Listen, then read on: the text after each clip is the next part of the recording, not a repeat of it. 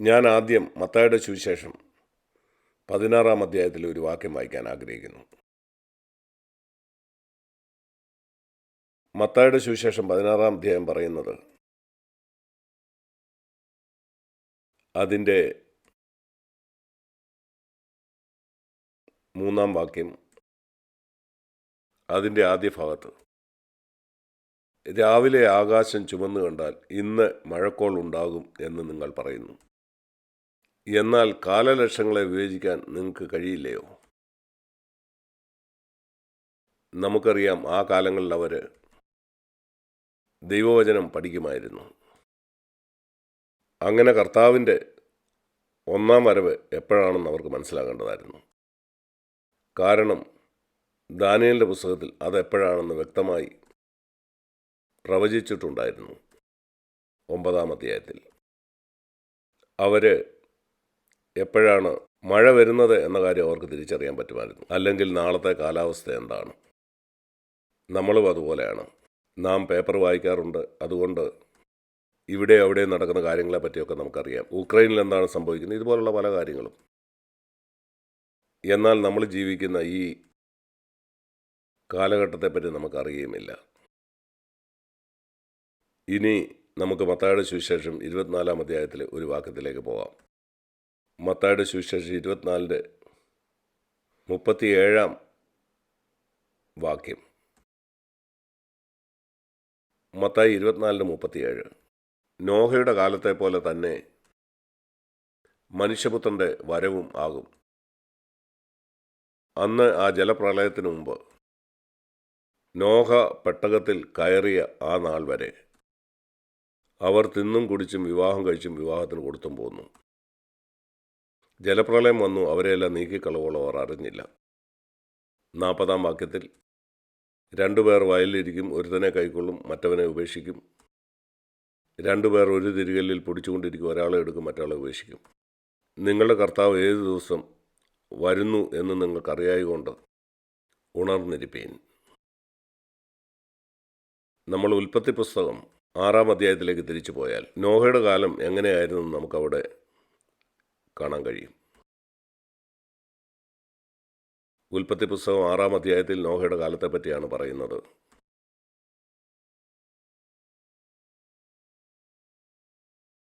അതിൻ്റെ 5-ാം വാക്യം നാം വായിക്കുമ്പം, ഉൽപ്പത്തി പുസ്തകം 6-ാം അധ്യായം 5-ാം വാക്യം, ഭൂമിയിൽ മനുഷ്യൻ്റെ ദുഷ്ടത വലിയതെന്ന് ദൈവം കണ്ടു. ഇന്നിത് വളരെ സത്യമാണ്.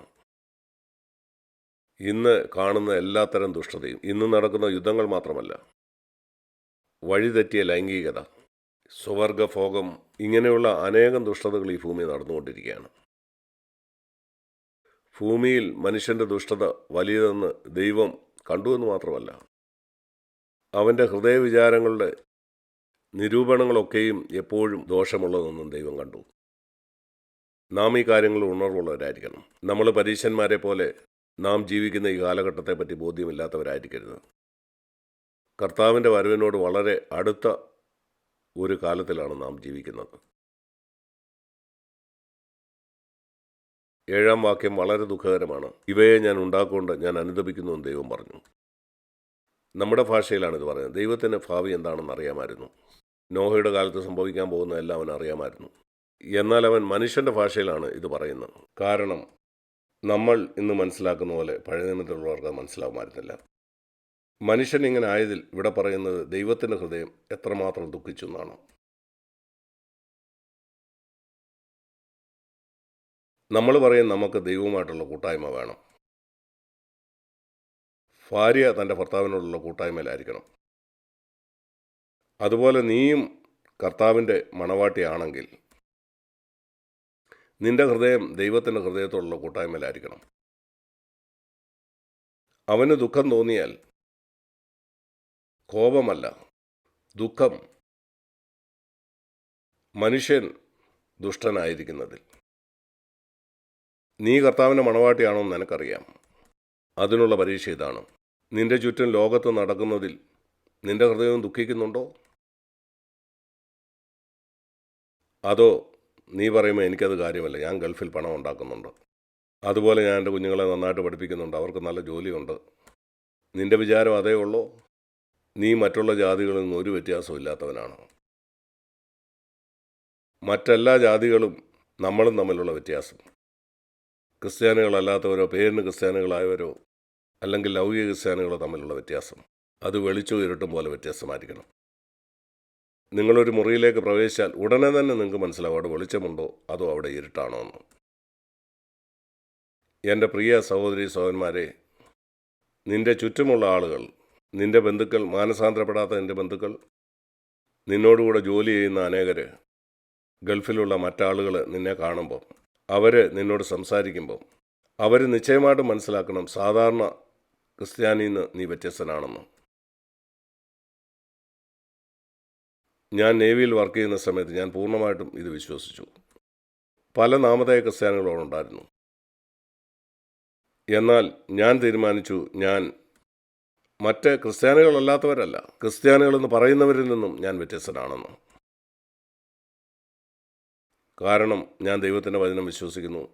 ക്രിസ്തുവിനെക്കുറിച്ച് എനിക്ക് ലജ്ജയില്ല, അവൻ്റെ സാക്ഷിയാകാനും ലജ്ജയില്ല. അതുകൊണ്ട് എൻ്റെ ജോലി എനിക്ക് നഷ്ടപ്പെട്ടാലും സത്യത്തിന് വേണ്ടി നിൽക്കണമെന്ന് ഞാൻ വാസ്തവത്തിൽ ആഗ്രഹിച്ചു. അനീതിയായ ചില കാര്യങ്ങൾ ചെയ്യാൻ എനിക്ക് കഴിയില്ലെന്ന് പറഞ്ഞുകൊണ്ട് എൻ്റെ മുതിർന്ന ഉദ്യോഗസ്ഥർ എനിക്ക് വളരെ ബുദ്ധിമുട്ടുണ്ടാക്കിയിട്ടുണ്ട്. പല പ്രലോഭനങ്ങൾ, നേവിയിലുള്ള പലരും അനീതിയായ പല കാര്യം ചെയ്യും. തെറ്റായ പ്രസ്താവനകൾ എഴുതുക, പ്രത്യേകിച്ച് പണത്തിൻ്റെ കാര്യത്തിൽ. ഞാൻ പറയും, ക്ഷമിക്കണം സാറ്, ഞാനൊരു ക്രിസ്ത്യാനിയാണ്, എനിക്ക് ചെയ്യാൻ കഴിയില്ല. ഒരിക്കൽ അരമണിക്കൂർ കൊണ്ട് എന്നെ സ്ഥലം മാറ്റി. അത് സാരമില്ല. അന്നത്തെപ്പറ്റി ഞാൻ ഓർക്കുന്നു, എനിക്ക് 24 വയസ്സ് മാത്രമേ ഉള്ളൂ. അന്ന് ദൈവം എന്നെ പരിശോധിച്ച് നോക്കുമായിരുന്നു. ഈ മനുഷ്യൻ എന്നെ സേവിക്കാൻ യോഗ്യനാണോ എന്ന്. ഇവന് ബൈബിൾ അറിയാമോ എന്ന് മാത്രമല്ല, ഇവൻ എനിക്ക് വേണ്ടി നിൽക്കാൻ തയ്യാറാകുമോ. ചുറ്റുമുള്ളവരൊക്കെ പൊത്തരുത്തപ്പെട്ട് ജീവിക്കുമ്പോൾ ഞാൻ നിങ്ങളോട് നേരെ ഒരു ചോദ്യം ചോദിക്കട്ടെ. കർത്താവിൻ്റെ വരവ് സമീപിച്ചിരിക്കുമെന്ന് നിങ്ങൾ വിശ്വസിക്കുന്നുണ്ടോ? നിങ്ങൾ അവൻ്റെ മുമ്പിൽ നിൽക്കുമെന്ന്, അന്ന് നിങ്ങൾ ചെയ്തിട്ടുള്ള സകല കാര്യത്തിനും അവൻ്റെ മുമ്പിൽ കണക്ക് കൊടുക്കേണ്ടി വരുമെന്ന്, നീ എഴുതിയ ഓരോ അക്കൗണ്ടിനും, നിൻ്റെ ഓഫീസിലോ നിൻ്റെ വീട്ടിലോ നീ പറഞ്ഞിട്ടുള്ള സകല വാക്കുകൾക്കും കർത്താവിനെ എതിരേൽക്കാൻ നീ തയ്യാറാണോ? കർത്താവ് ഞാൻ തയ്യാറാണെന്ന് പറയാൻ കഴിയുമോ? എൻ്റെ കണക്ക് കൃത്യമാണ്. കർത്താവ് എൻ്റെ ജീവിതത്തിൽ ഞാൻ ഏറ്റുപറയാത്ത ഒരു കാര്യവുമില്ല. ഞാൻ ഏറ്റുപറയാത്ത ഒരു പാവവും എൻ്റെ ജീവിതത്തിലില്ല.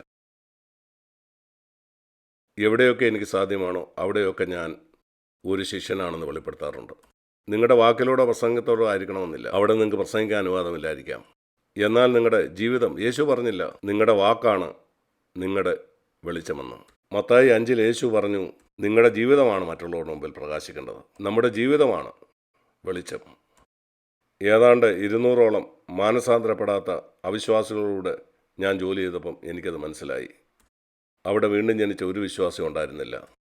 ഞാൻ പറഞ്ഞു, കർത്താവേ, ഞാൻ എൻ്റെ വെളിച്ചം ഇവിടെ പ്രകാശിപ്പിക്കും. അവരിൽ ചിലർ എന്നെ കളിയാക്കി, എൻ്റെ പുറകിൽ ചിരിച്ചു, എന്നെ കളിയാക്കി, അങ്ങനെ പല കാര്യവും ചെയ്തു. അതെല്ലാം ഓക്കെ. അവരെൻ്റെ രക്ഷകനെ കൊന്നതാണ്. പിന്നെങ്ങനെ ആരെങ്കിലും എന്നെ നോക്കി ചിരിച്ചുകൊണ്ട് ഞാൻ ഡിസ്റ്റർബ് ആകുന്നത്? എങ്കിൽ ഞാനൊരു ശിഷ്യനായിരിക്കാൻ യോഗ്യനല്ല. ഞാൻ നിങ്ങളെ എല്ലാവരെയും ഉത്സാഹിപ്പിക്കാൻ ആഗ്രഹിക്കുന്നു. നിങ്ങൾ വിശ്വസിക്കുന്നുണ്ടോ ഈ നാളുകൾ നോഹയുടെ കാലം പോലാണെന്ന്? ഉൽപ്പത്തി പുസ്തകം 6-ാം അധ്യായത്തിൽ നിന്ന് ഞാൻ വീണ്ടും വായിച്ചു കേൾപ്പിക്കാം. 6-ാം വാക്യത്തിൽ നാം വായിക്കുന്നു, മനുഷ്യനെ സൃഷ്ടിച്ചതിൽ ദൈവം അനുതപിച്ചു. എന്നാൽ 7-ാം വാക്യത്തിൽ നാം ഇങ്ങനെ വായിക്കുന്നു, എന്നാൽ നോഹയ്ക്ക് ദൈവത്തിൻ്റെ കൃപ ലഭിച്ചു. മത്തായി 24 നാം വായിച്ച എന്തോ, അവസാന നാളുകൾ നോഹയുടെ കാലം പോലെയാകും. അതിനർത്ഥം ഈ ലോകം മുഴുവൻ നോഹയുടെ കാലം പോലെ ആവും. നോഹയുടെ കാലത്ത് ഏറ്റവും പ്രധാനപ്പെട്ട പാപം ഉൽപ്പത്തി പുസ്തകത്തിൽ നിങ്ങൾ കാണുന്നത്, അത് പ്രധാനമായിട്ടും ലൈംഗിക പാപങ്ങളാണ്. വഴി പിഴച്ച ലൈംഗിക പാപം. 6-ാം അധ്യായത്തിന് 1-ാം വാക്യത്തിൽ നാം വായിക്കുന്നത്, അവർക്ക് സൗന്ദര്യമുള്ള പുത്രന്മാർ ജനിച്ചു. 2-ാം വാക്യത്തിൽ പറയുന്ന ദൈവപുത്രന്മാർ എന്ന് പറഞ്ഞാൽ ദൂതന്മാരാണ്. ഈ ദൂതന്മാർക്ക് മോഹിക്കാനായിട്ട് കഴിയുമോ? പൂർണ്ണമായി എനിക്കറിയില്ല. ഒരു മനുഷ്യനെ ബാധിച്ചിട്ട് അവർക്ക് മോഹിക്കാൻ കഴിയും. ഈ ഭൂതങ്ങളാണ് മനുഷ്യനെ നിങ്ങളുടെ കണ്ണുകൊണ്ട് മോഹിക്കാനായിട്ട് നിങ്ങളെ പ്രേരിപ്പിക്കുന്നത്. സ്ത്രീകളെയും അതുപോലെ അശ്ലീല ചിത്രങ്ങളും. ആരാണ് ഇങ്ങനെ അശ്ലീല ചിത്രം കാണാൻ ക്രിസ്ത്യാനികളെ പോലും മോഹിപ്പിക്കുന്നത്? അവരുടെ മൊബൈലിലും അതുപോലെ ലാപ്ടോപ്പിലും ഒക്കെ എന്നിട്ട് സഭയിൽ വന്ന് വിശുദ്ധരെ പോലെ ഇരിക്കുന്നു. ഭൂതമാണത് 100%. നിങ്ങളത് കണ്ടുകൊണ്ടിരിക്കുന്നത് ഭൂതത്തിന് വളരെ ഇഷ്ടമാണ്. ഇവിടെ പറയുന്നു, ഈ സൗന്ദര്യമുള്ള സ്ത്രീകളെ കണ്ടിട്ട് ഭൂതങ്ങൾക്ക് ഒരു ശരീരമില്ല, അതുകൊണ്ട് ഭൂതങ്ങൾക്ക് ഈ സ്ത്രീകളുമായിട്ട് ലൈംഗിക ബന്ധത്തിൽ ഏർപ്പെടാൻ കഴിയില്ല. എന്നാൽ ആ നാളുകൾ അവർ ആളുകളെ ബാധിച്ചു. അങ്ങനെ ആ പുരുഷന്മാരിലൂടെ ഈ സ്ത്രീകളെ വിവാഹം കഴിച്ചു. പല പല സ്ത്രീകളെ ഇവിടെ വായിക്കുന്നു, തങ്ങൾക്ക് ബോധിച്ചവരെയൊക്കെയും ഭാര്യമാരായിട്ടെടുത്തു. അങ്ങനെ ഈ പുരുഷന്മാരിൽ കൂടെ ഈ ഭൂതങ്ങൾക്ക് ഒരു ലൈംഗിക സുഖം ലഭിച്ചു. ഇത് ലൈംഗിക പാപമാണ്, വഴിപിഴച്ച തെറ്റായ ലൈംഗികത. ഇത് തന്നെയാണ് നാം ഇന്ന് ലോകത്തിൽ കാണുന്നത്. 6000 വർഷത്തെ മനുഷ്യ ചരിത്രത്തിൽ ഇങ്ങനെ ഒരിക്കലും സംഭവിച്ചിട്ടില്ല. ഇത്രമാത്രം ഒരിക്കലും ഇത് വഴിപിഴച്ചിട്ടില്ല. ഇന്നത്തെ പോലെ ഇത്ര മോശം അനുഭവം ഒരിക്കലും ഉണ്ടായിട്ടില്ല. നോഹയുടെ കാലത്തും അത് മോശമായിരുന്നു. ഇന്ന് 10%, 100% തന്നെ കൂടുതലാണ്. കാരണം നോഹയുടെ സമയത്ത് ഇൻ്റർനെറ്റ് ഇല്ലായിരുന്നു. അന്നിങ്ങനെ ലോകം മുഴുവൻ പരക്കുമായിരുന്നില്ല. അന്ന് വീഡിയോ ഇല്ലായിരുന്നു, അശ്ലീല ചിത്രങ്ങളെ പോലെയുള്ള കാര്യങ്ങൾ. ഇന്നതെല്ലാം ഉണ്ട്. വളരെ മോശപ്പെട്ട കാലത്താണ് നാം ജീവിക്കുന്നത്. ലോകം അങ്ങനെയാണ്, അത് മലിനമാണ്. അത് കൂടി കൂടി കൂടി വന്നുകൊണ്ടേയിരിക്കും. എന്നാൽ സഹോദരന്മാരെ, നിങ്ങളിലാരെങ്കിലും ഈ CFC സഭയിലിരിക്കുന്ന ഈ അശ്ലീല ചിത്രമൊക്കെ കാണുന്നുണ്ടെങ്കിൽ നിങ്ങൾ ലജ്ജ കൊണ്ട് നിങ്ങളുടെ തല കുനിക്കണം. നിങ്ങൾ പറയണം, ഒരു CFCയുടെ ഭാഗമായിരിക്കാൻ എനിക്ക് ലജ്ജ തോന്നുന്നു. ഞാൻ ഒരു വിശുദ്ധനാണെന്ന് പറയുന്നു, എന്നാൽ രഹസ്യമായിട്ട് ഇതാണ് ചെയ്യുന്നത്. നീ കഥകടച്ച് ചിന്തിക്കുന്നു, ആരും കാണുന്നില്ലെന്ന്. ഞാൻ പറയട്ടെ, അടച്ചിട്ട മുറിയിൽ 100 അശുദ്ധാത്മാക്കളുണ്ട്. നീ ആ അശ്ലീല ചിത്രം കാണുമ്പം അവർ നിന്നെ നോക്കിക്കൊണ്ടിരിക്കുകയാണ്. അതിൽ നിന്ന് വിട്ടു നിൽക്കുക, അതിനെ വെറുക്കുക. ഈ ചവറൊക്കെയാണ് നീ കാണുന്നെങ്കിൽ നിനക്ക് ഒരിക്കലും നിൻ്റെ ഭാര്യയുമായിട്ടൊരു നല്ല ബന്ധം ഉണ്ടായിരിക്കുകയില്ല. എന്തുകൊണ്ടാണ് ഞാനിത് പറയുന്നത്? കാരണം യേശു പറഞ്ഞു, അന്ത്യനാളുകൾ നോഹയുടെ കാലം പോലാകും. ചെറുപ്പക്കാരെ, പ്രായമായവർ, വിവാഹിതരെ പലരും ഇത് കാണുന്നുണ്ട്. ഈ കാലം ഒരു മത്സരത്തിൻ്റെ കാലഘട്ടമാണ്. 5-ാം വാക്യത്തിൽ കാണുന്നു, അന്ന് മനുഷ്യൻ്റെ ദുഷ്ടത വലിയതായിരുന്നു. എന്നാൽ ദൈവത്തിന് സ്തോത്രം, ഇവിടെ വായിക്കുന്നു, നോഹ എന്ന് പറയുന്ന ഒരു മനുഷ്യൻ, അവന് ദൈവത്തിൻ്റെ കൃപ ലഭിച്ചു. സഹോദര, നിനക്ക് ആ മനുഷ്യനാകണമോ? നീ താമസിക്കുന്ന എവിടെയായാലും, നിൻ്റെ ഓഫീസിൽ പരിശുദ്ധാത്മാവിനെ ഇങ്ങനെ നിങ്ങളെപ്പറ്റി എഴുതാനായിട്ട് കഴിയുമോ? ഈ മനുഷ്യൻ അവിടെ നിൻ്റെ പേര് വയ്ക്കുക. ഇവന് ദൈവത്തിൻ്റെ കൃപ ലഭിച്ചു. ഞാൻ പറയട്ടെ, നിൻ്റെ മേലധികാരി നിനക്ക് തരുന്ന പ്രമോഷനേക്കാൾ 10,000 മടങ്ങ് നല്ലതാണ്.